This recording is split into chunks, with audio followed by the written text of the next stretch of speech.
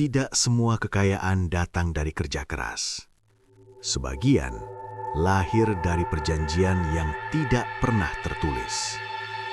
Di pesisir yang jauh dari kota, ada sebuah tambak udang yang tidak pernah gagal panen. Saat tambak lain mati satu persatu, tempat ini justru semakin subur. Udangnya besar, airnya tenang, dan uang mengalir tanpa henti. Namun, warga sekitar tahu satu hal. Setiap keberuntungan di tempat itu selalu diikuti seseorang yang menghilang. Tidak ada jeritan, tidak ada saksi. Hanya suara air yang lebih sering bergolak saat bulan mati. Kisah ini bukan tentang hantu, bukan pula tentang makhluk gaib semata. Ini adalah cerita tentang seorang ayah yang demi menyelamatkan hidupnya menandatangani perjanjian yang perlahan mengambil segalanya. Tentang seorang anak yang tidak pernah memilih menjadi penerus, namun dilahirkan untuk membayar hutang orang tuanya. Dan tentang sebuah tambak yang pada akhirnya tidak lagi membutuhkan manusia. Selamat datang di kisah Perjanjian Pesugihan Penjaga Tambak Udang. Pastikan kamu menonton sampai akhir, karena di cerita ini yang paling mengerikan bukanlah apa yang muncul dari dalam air, melainkan harga yang harus dibayar ketika perjanjian mulai menagih. Tidak ada yang aneh dengan tambak udang milik Pak Sastro pada awalnya. Tambak itu terletak di pesisir desa kecil yang jauh dari keramaian kota. Jalan menuju ke sana hanya tanah bercampur pasir, diapit pohon bakau yang rapat. Saat angin laut bertiup malam hari, suara daun bakau saling bergesekan terdengar seperti bisikan pelan. Pak Sastro dikenal warga sebagai penjaga tambak paling beruntung. Saat tambak lain sering gagal panen karena penyakit atau air tercemar, tambaknya justru selalu berhasil. Udang-udangnya besar, bersih, dan panennya bisa 2 kali lipat dari tambak lain.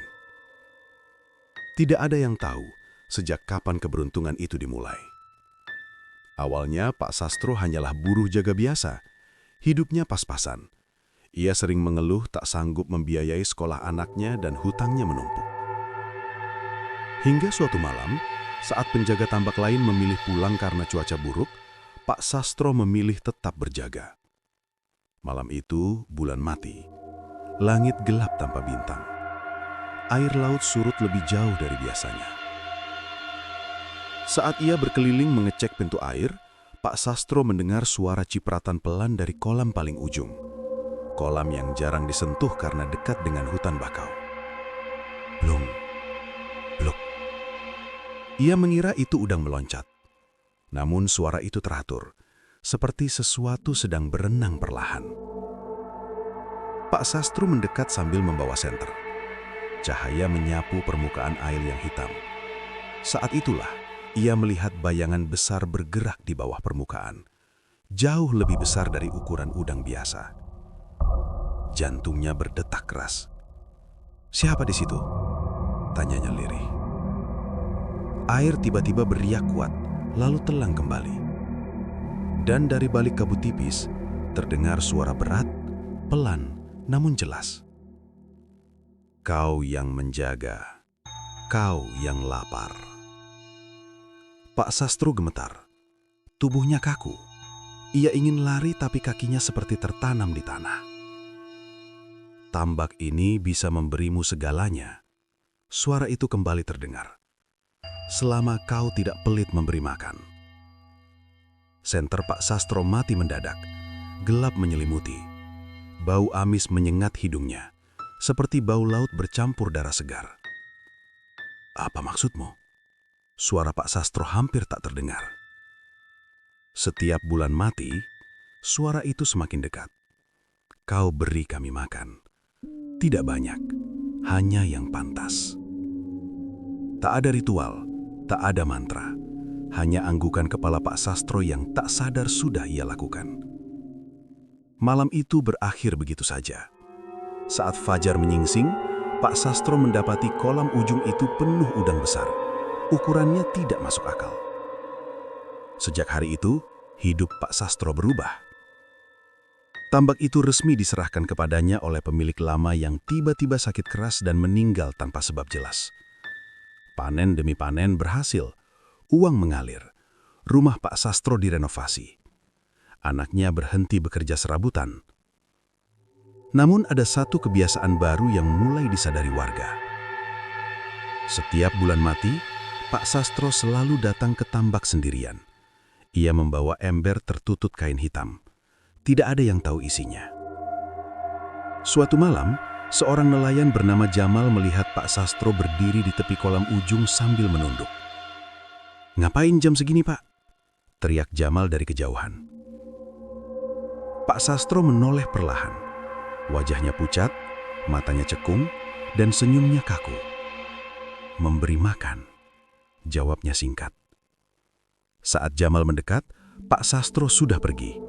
Namun Jamal melihat bekas jejak basah menuju kolam, dan di permukaan air, sesuatu bergerak. Beberapa hari kemudian, Jamal hilang di laut. Perahunya ditemukan terombang-ambing tanpa awak. Sejak saat itu, warga mulai berbisik. Tambak Pak Sastro memang memberi hasil, tapi selalu ada orang yang hilang setelah bulan mati. Dan yang paling mengerikan, udang-udang dari kolam ujung itu mulai memiliki bentuk yang aneh. Kepalanya lebih besar, matanya menonjol, dan saat dimasak, dagingnya mengeluarkan bau amis seperti daging manusia. Pak Sastro tahu perjanjian itu sudah berjalan. Dan ia juga tahu bulan mati berikutnya akan menagih lebih banyak. Sejak hilangnya Jamal, suasana pesisir berubah. Nelayan yang biasanya bercanda di warung kopi kini lebih banyak diam. Mereka mulai pulang sebelum maghrib dan enggan melaut saat bulan mati. Pak Sastro merasakannya. Setiap pasang mata yang menatapnya seperti menyimpan kecurigaan, meski tak ada yang berani bicara terang-terangan. Namun yang paling membuatnya gelisah bukanlah bisikan warga, melainkan suara dari kolam ujung yang kini semakin sering terdengar. Bukan lagi hanya saat bulan mati. Kadang saat sore, ketika matahari belum tenggelam, air kolam itu tiba-tiba bergejolak sendiri, seperti diremas dari bawah. Udang-udang meloncat keluar, jatuh ke tanah, seolah mencoba kabur. Pak Sastro mulai sulit tidur. Setiap kali memejamkan mata, ia bermimpi berada di dalam kolam, tenggelam di air hitam, sementara sesuatu besar melilit kakinya dan menariknya ke dasar. Dan dalam mimpi itu selalu terdengar satu kalimat, "Yang kau beri tidak lagi cukup." Panen berikutnya membuat semua orang terdiam. Udang-udang dari kolam ujung berukuran tak wajar, panjangnya hampir sepanjang lengan orang dewasa. Kulitnya keras, berkilau aneh, dan saat diangkat terasa berat seperti daging basah. Seorang pengepul dari kota menolak menerima sebagian udang. "Ini udang apa?" tanyanya sambil menahan mual. "Kok matanya kayak ngeliat?" Pak Sastro memaksa tersenyum. "Air tambak bagus, Pak." Namun malam itu, saat udang-udang itu disimpan di gudang, Pak Sastro melihat sesuatu yang membuat dadanya sesak. Salah satu udang menggerakkan antenanya ke arah suara, seolah mendengar langkah kakinya. "Tidak mungkin," bisiknya. Tiba-tiba lampu gudang berkedip. Udara menjadi dingin, dan suara itu kembali muncul, kini lebih jelas, lebih dekat. "Makanan tidak lagi sembarang." Pak Sastro terduduk, tangannya gemetar. "Aku sudah memberi.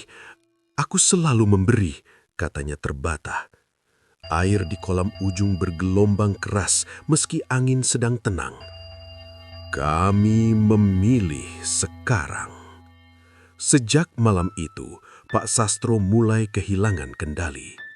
Bulan mati berikutnya datang lebih cepat dari yang ia bayangkan.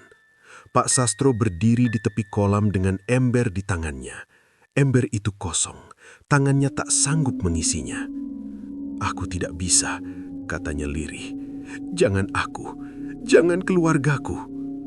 Permukaan air perlahan naik, seolah kolam itu bernafas. "Bukan darahmu yang kami minta." Suara itu terdengar tenang. "Bawakan yang sering lewat, yang tidak akan dicari." Pak Sastro terisak. Ia paham maksudnya.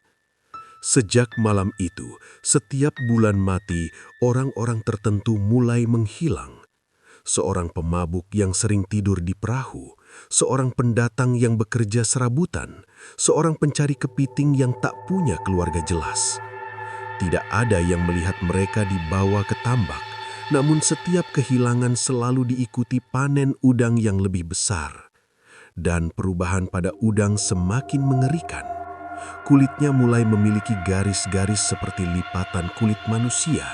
Capitnya kuat, mampu meremukkan kayu, dan saat direbus, airnya berubah keruh kemerahan. Anak Pak Sastro, Roni, mulai curiga. "Ayah, kenapa tambak bau aneh tiap malam? Kenapa ayah selalu ke kolam ujung sendirian?" Pak Sastro membentak lebih keras dari yang ia sadari. "Jangan ikut campur."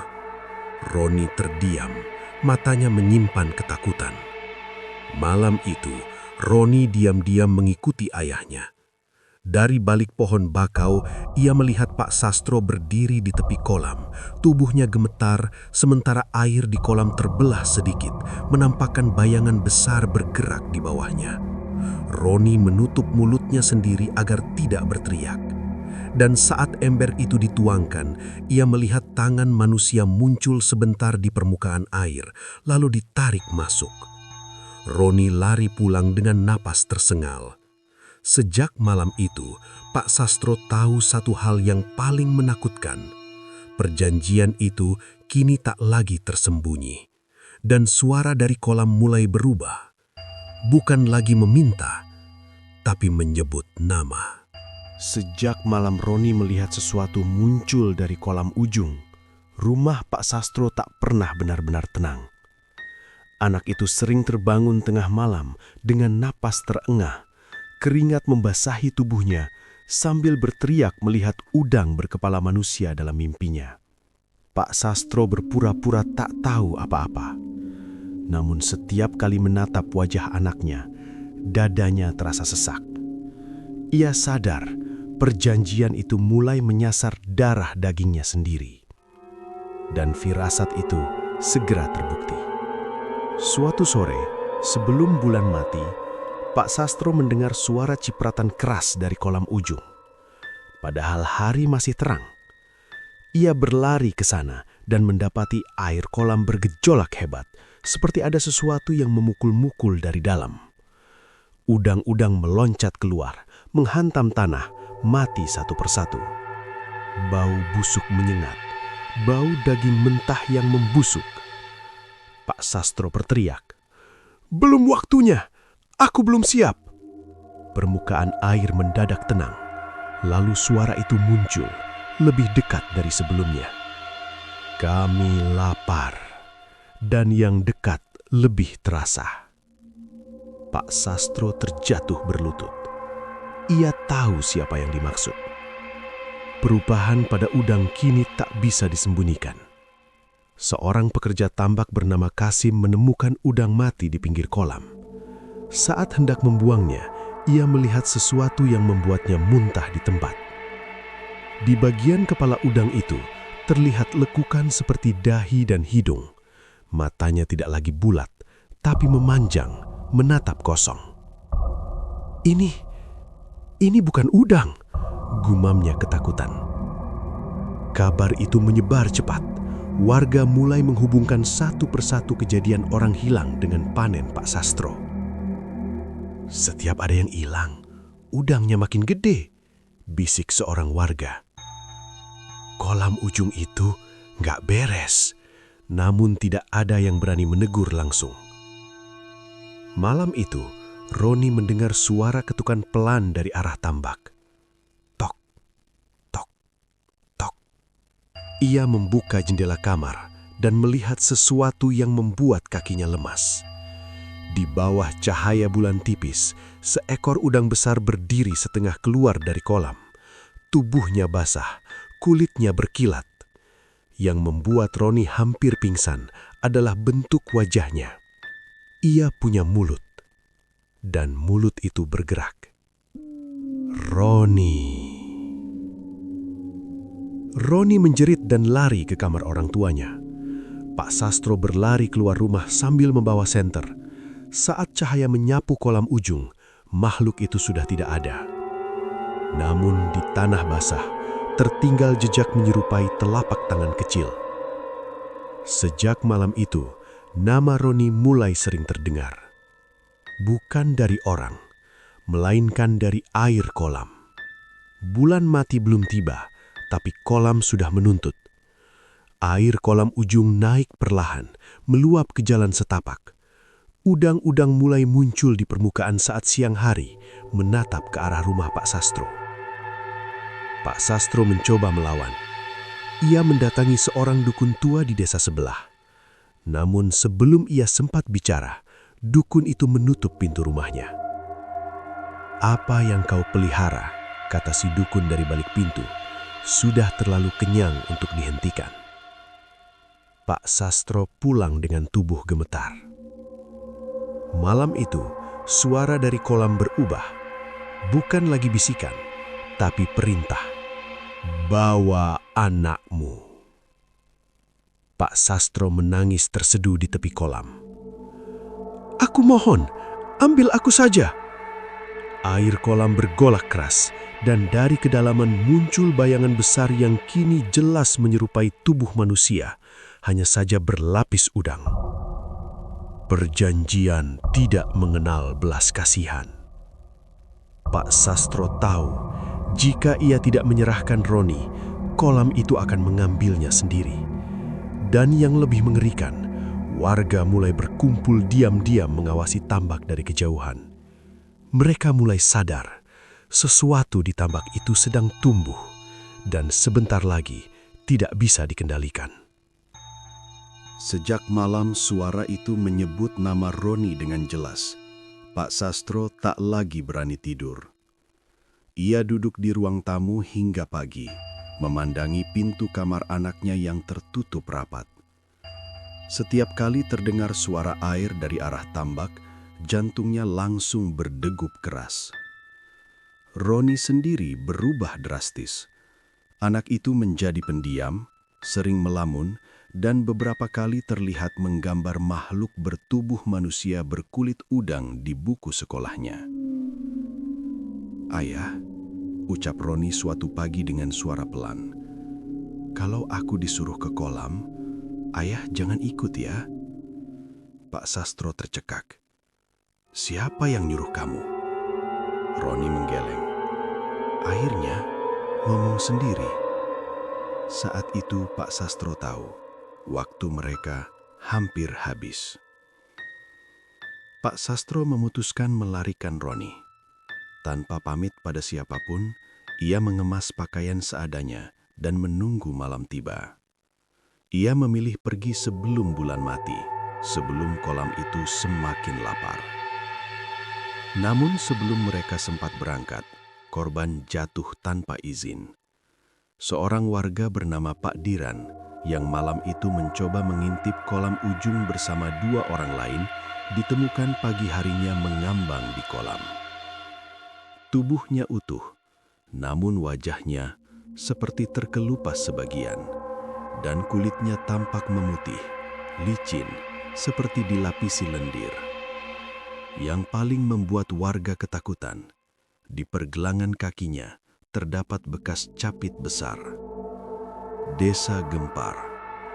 Warga mulai berani bicara keras. Mereka berkumpul di balai desa membicarakan tambak Pak Sastro. "Kolam itu makan orang. Setiap orang hilang, udangnya makin gede. Anaknya Pak Sastro bahaya." Pak Sastro mengintip dari balik jendela rumahnya. Ia mendengar namanya disebut-sebut, dan untuk pertama kalinya, kemarahan warga terdengar lebih kuat daripada rasa takut mereka. Malam itu, ia tak menunggu lagi. Mereka berangkat menjelang tengah malam. Motor tua Pak Sastro melaju perlahan menyusuri jalan pesisir. Angin laut menusuk dingin. Roni memeluk ayahnya erat dari belakang. Namun belum jauh mereka pergi, mesin motor mati mendadak. Lampu padam, keheningan menyergap. Dari kejauhan, terdengar suara air bergolak, padahal mereka sudah meninggalkan tambak. "Ayah," suara Roni bergetar. "Dia tahu kita pergi." Pak Sastro mencoba menyalakan motor, tapi sia-sia. Lalu mereka mendengar suara langkah berat di air dangkal, disertai bunyi capit beradu. Dari arah gelap, muncul sosok tinggi, basah, dengan tubuh menyerupai manusia, namun kulitnya keras dan berkilau, dan kepalanya berbentuk udang raksasa. Matanya menatap lurus ke arah Roni. "Yang disiapkan tidak boleh dibawa pergi." Pak Sastro berteriak histeris. "Lari, Roni!" Ia mendorong anaknya ke arah hutan bakau, sementara dirinya berdiri menghadang. Makhluk itu tidak mengejar Pak Sastro. Ia langsung bergerak ke arah Roni. Namun tiba-tiba, suara teriakan manusia menggema dari arah tambak.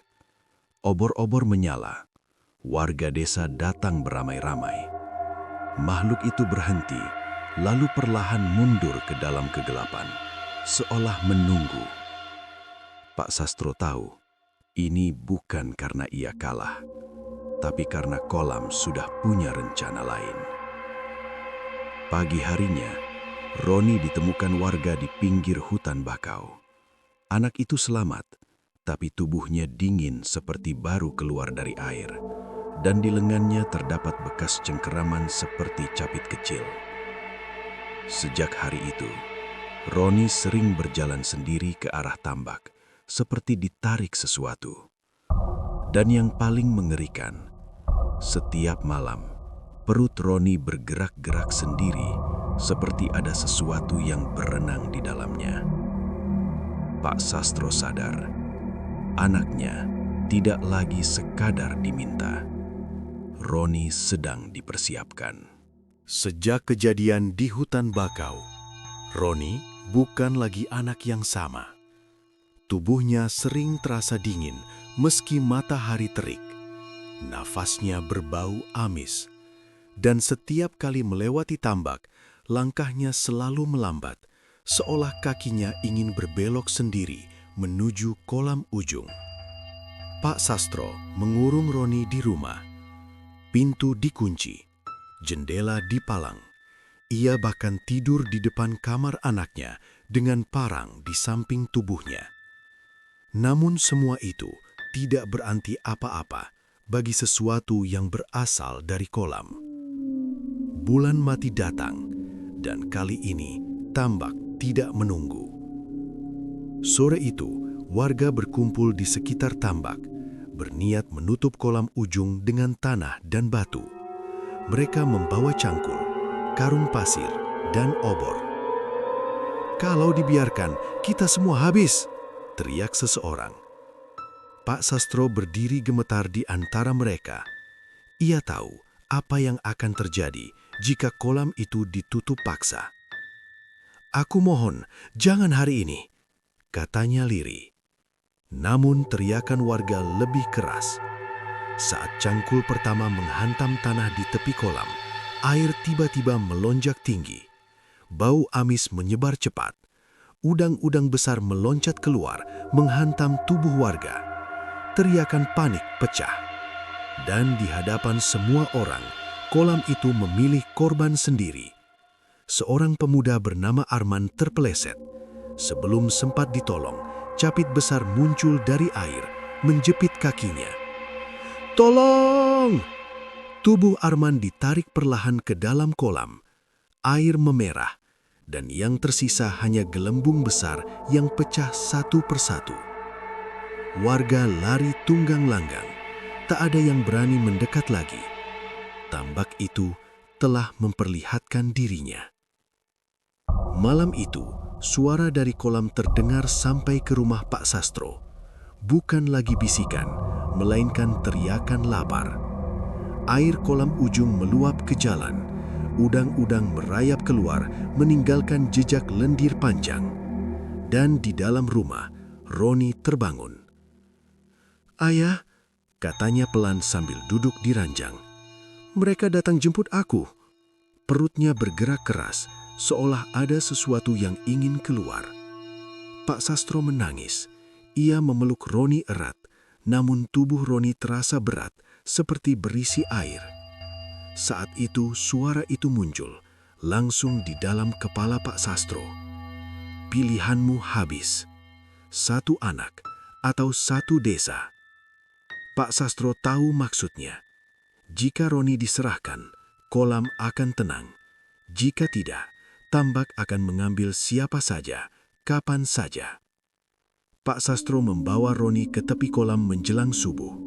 Langit abu-abu, angin laut berhenti. Roni berjalan sendiri, matanya kosong, langkahnya pasti. Di permukaan kolam, bayangan besar bergerak menunggu. Pak Sastro berlutut memukul tanah. "Aku yang salah, aku yang buat perjanjian. Ambil aku saja." Air kolam bergetar. Sosok itu muncul setengah badan, makhluk tinggi dengan wajah udang, namun mata manusia. "Kau sudah menjadi milik kami sejak awal. Yang kami butuhkan, penerus." Roni berhenti di tepi kolam. Tiba-tiba, dari kejauhan, warga kembali datang membawa obor dan senjata seadanya. Mereka melihat pemandangan itu dan tahu apa yang sedang terjadi. "Jangan serahkan anak itu!" teriak seseorang. Pak Sastro berdiri gemetar, tangannya memegang bahu Roni. Ia sadar, inilah pilihan terakhirnya. Menepati perjanjian atau melawan dan membiarkan tambak mengambil segalanya. Dan kolam itu mulai membuka diri lebih lebar, seolah tak sabar. Obor-obor warga menyala di tepi tambak, tapi tak satu pun mendekat. Mereka hanya berdiri membentuk setengah lingkaran, menatap Pak Sastro dan Roni yang berdiri di bibir kolam ujung. Tak ada teriakan, tak ada keberanian, hanya ketakutan yang membeku. Roni berdiri tegak, tubuhnya kaku, matanya kosong, namun di baliknya ada sesuatu yang bukan lagi anak kecil. "Ayah," suara Roni terdengar pelan, datar. "Lepaskan aku." Pak Sastro memeluk anaknya dari belakang. Tangannya gemetar. "Kamu anak ayah, kamu manusia." Roni menoleh perlahan. Dan saat itu Pak Sastro melihat perubahan yang menghancurkan hatinya. Di mata Roni tidak ada rasa takut. Hanya ketenangan dingin seperti air kolam. Air kolam mulai naik, meluap tanpa hujan. Udang-udang besar merayap ke darat. Tubuhnya berkilau, capitnya beradu pelan, seperti menunggu perintah. Suara itu muncul lagi, kini terdengar oleh semua orang. Penerus telah siap. Warga tersentak, beberapa jatuh terduduk. Mereka mendengar suara itu bukan dari udara, melainkan langsung dari dalam kepala. Pak Sastro berteriak, "Kalau memang harus ada yang jadi penerus, aku saja." Ia melangkah ke depan kolam. Namun sebelum ia sempat melompat, Roni menahan lengannya. Tenaganya tidak wajar. "Ayah tidak bisa," ucap Roni pelan. Perjanjian itu mengikat darah. Pak Sastro menangis terisak. Anaknya berbicara seperti sesuatu yang jauh lebih tua. Tubuh Roni mulai berubah. Kulit lengannya mengeras, berkilau seperti cangkang. Di punggungnya muncul garis-garis kasar menyerupai ruas udang. Dari balik bajunya terdengar bunyi retakan kecil, seperti tulang yang disusun ulang. Warga mundur ketakutan. "Anak itu bukan manusia lagi," bisik seseorang. Pak Sastro jatuh berlutut. Ia tahu hak memilihnya telah diambil sepenuhnya. Perjanjian itu tidak meminta izin lagi. Ia mengambil apa yang sudah ditandai. Langit mendadak gelap. angin laut berhenti total. Dari kolam muncul sosok raksasa sepenuhnya. Tubuhnya tinggi seperti manusia dewasa, namun berlapis cangkang udang, dengan wajah setengah manusia, setengah makhluk laut. Makhluk itu menatap Roni. "Masuklah." Roni melangkah maju tanpa ragu. Pak Sastro menjerit dan memeluk kakinya. "Roni, tolong ayah!" Roni menunduk, menyentuh kepala ayahnya lembut. "Ayah sudah memberi kami hidup. Sekarang, ayah biarkan aku meneruskannya." Roni melepaskan diri dan melangkah ke kolam. Air menelan tubuhnya perlahan. Tak ada cipratan, tak ada teriakan. Hanya air yang menutup kembali dengan tenang, seolah tak pernah terjadi apa-apa. Pak Sastro berteriak histeris. Ia memukul air dengan tangan kosong sampai berdarah. Namun kolam itu diam. Sejak malam itu, tambak berubah. Udang-udang tidak lagi meloncat keluar. Air menjadi tenang, dan setiap panen hasilnya 3 kali lipat dari sebelumnya. Namun warga menyadari sesuatu yang jauh lebih mengerikan. Setiap malam bulan mati, mereka melihat sosok kecil berdiri di tengah kolam. Setengah tubuhnya muncul ke permukaan. Bentuknya seperti anak laki-laki, namun berkulit keras dengan mata hitam tanpa putih. Dan sosok itu selalu menatap ke arah rumah Pak Sastro. Pak Sastro sendiri menjadi bayangan manusia. Ia jarang bicara, duduk di tepi tambak setiap malam, menunggu. Menunggu apa yang ia tahu pasti akan datang. Karena suara dari kolam kini berbisik satu hal. Penerus butuh penjaga. Dan desa mulai sadar, malapetaka belum selesai. Sejak Roni tenggelam ke kolam ujung, desa tidak pernah benar-benar terang, bahkan saat matahari tinggi. Udara pesisir terasa berat, lengket, seperti selalu ada uap air asin yang menempel di kulit. Tambak Pak Sastro memang kembali menghasilkan panen besar. Udang-udangnya sempurna, mengkilap, laku mahal. Namun tidak ada lagi yang berani memakannya. Setiap orang yang menyentuh udang itu mengaku mendengar suara air bergolak di telinganya. Dan beberapa orang mengeluh mimpi buruk tentang anak kecil bermata hitam yang berdiri di dasar kolam. Pak Sastro tahu gilirannya telah tiba. Setiap malam, tubuh Pak Sastro melemah. Ia sering muntah air asin. Kulit telapak tangannya mengeras dan retak, seperti mulai berubah menjadi cangkang tipis. Dan yang paling membuatnya ketakutan, saat bercermin, ia melihat urat-urat di lehernya bergerak sendiri, seolah dialiri sesuatu dari arah tambak. Suara itu kini tak lagi memanggil dari kolam. Ia berbisik dari dalam tubuh Pak Sastro sendiri. "Penjaga, waktumu hampir habis." Pak Sastro hanya bisa menangis. Ia sudah tidak punya apa-apa lagi untuk ditukar. Sementara itu, warga akhirnya sepakat untuk menghancurkan tambak. Mereka mengundang orang pintar dari luar desa, membawa sesajen, garam kasar dan doa-doa. Malam itu, mereka berkumpul di tepi tambak dengan niat mengeringkan kolam ujung. Begitu doa dibacakan, angin laut berputar kencang, air kolam bergetar hebat, dan dari tengah kolam muncul sosok itu. Roni, atau sesuatu yang menggunakan bentuk Roni. Tubuhnya kini lebih tinggi, berlapis cangkang udang yang tebal.